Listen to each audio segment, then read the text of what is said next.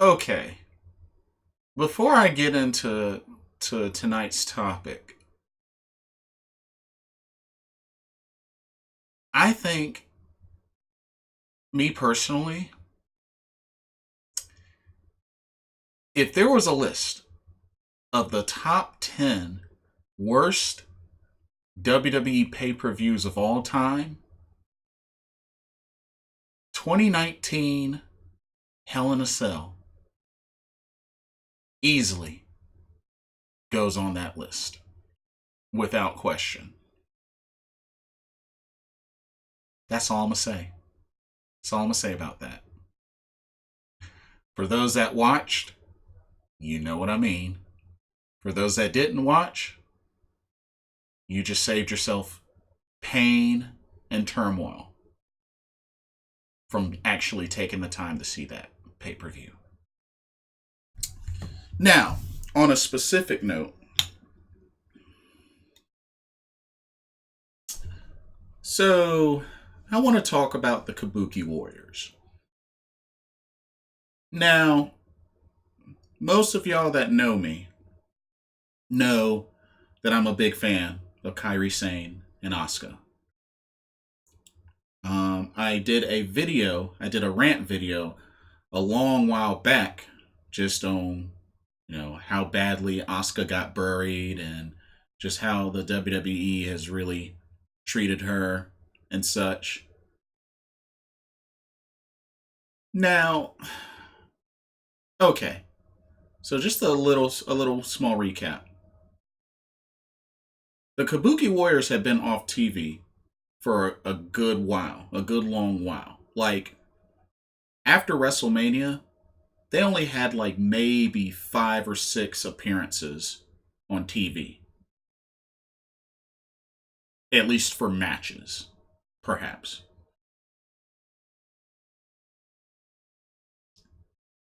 But a couple of weeks pass after that. We hadn't really seen them. They win a match on SmackDown against Sonya Deville and Mandy Rose, Fire and Desire,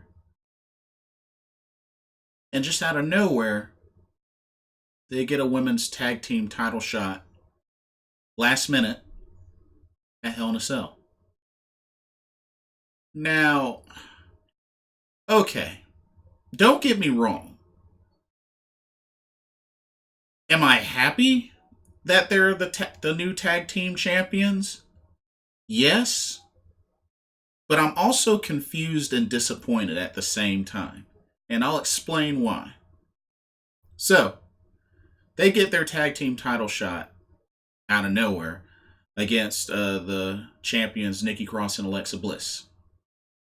Now, for starters, I had a feeling something was going to go down because the match started off with Kairi Sane and Nikki Cross, and she started using heel tactics. First off, with the bait of a handshake, which ended up being an attack. You also see Asuka, kicking Nikki Cross in the head, just doing repeated submissions on Alexa Bliss.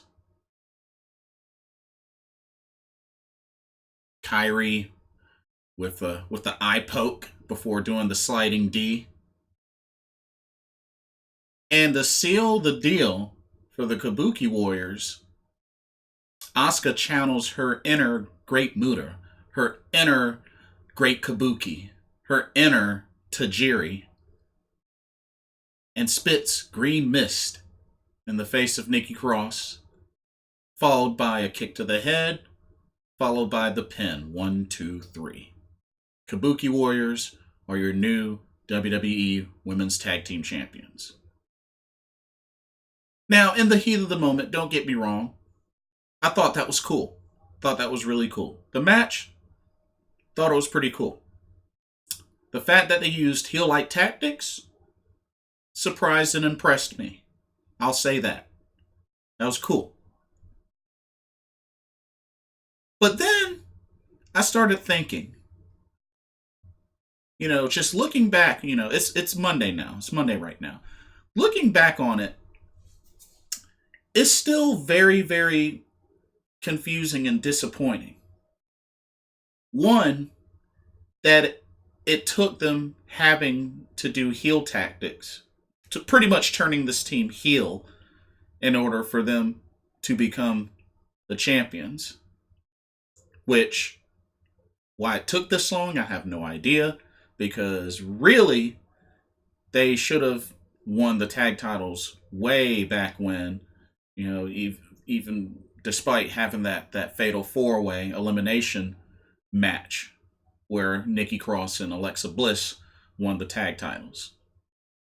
So I kind of feel like this was too little, too late.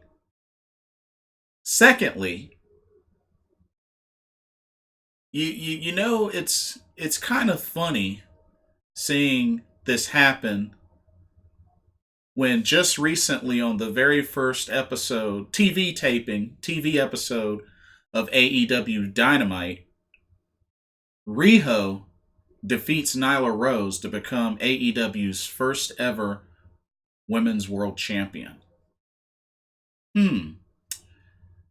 I don't I don't think that was a coincidence at all.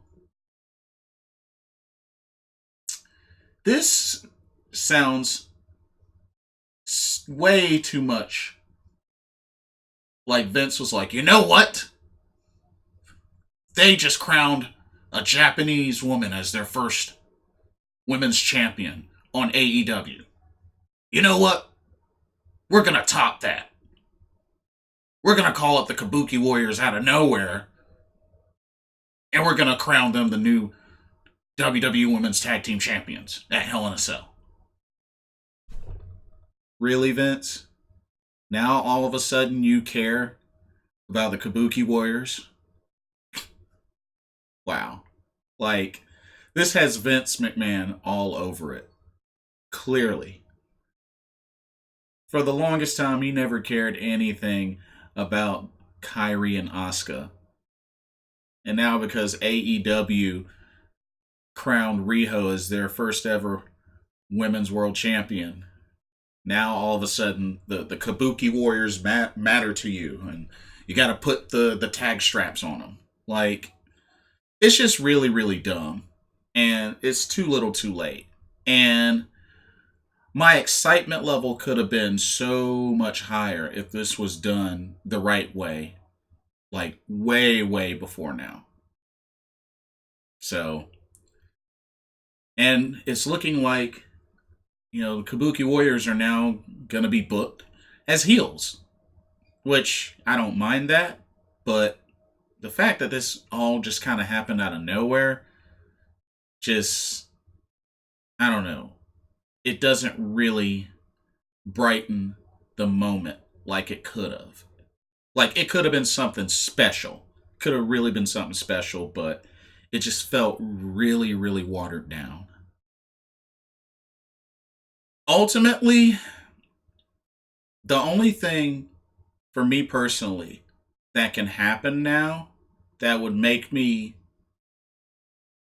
sort of be 100% fully behind the Kabuki Warriors being, carried and booked the right way, especially as heels.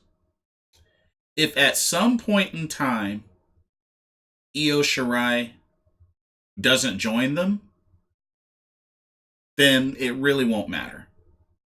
Really won't matter. Really won't mean anything. Because honestly, it already doesn't feel like it means anything anyway, considering the women's tag team division is so small. Um, it just feels like a consolation prize. Because right now, I mean, with the teams that are present, Sasha and Bailey, Fire and Desire, Nikki Cross and Alexa, the Kabuki Warriors.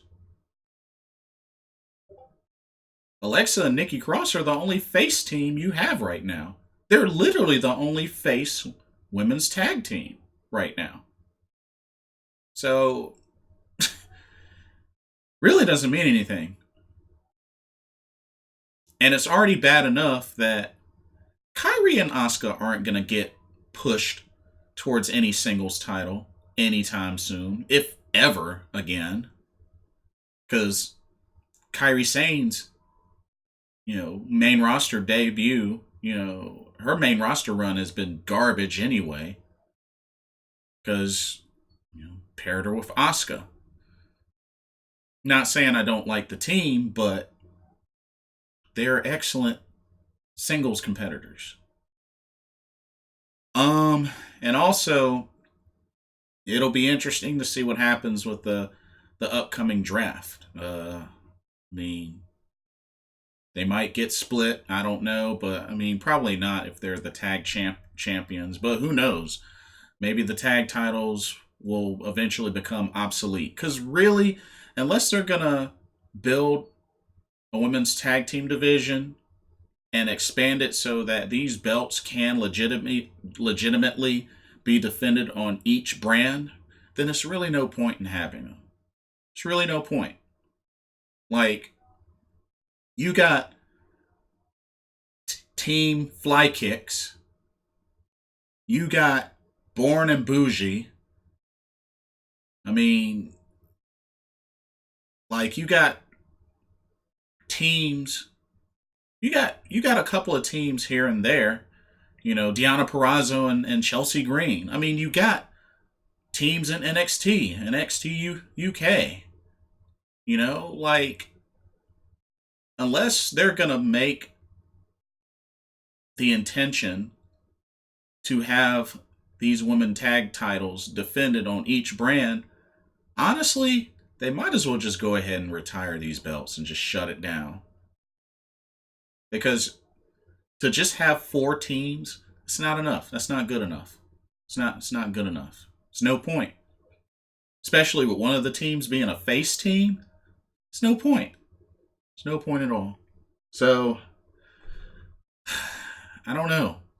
I guess congratulations to the Kabuki Warriors for becoming WWE Women's Tag Team Champions. I mean, you can put that in the record books, I guess.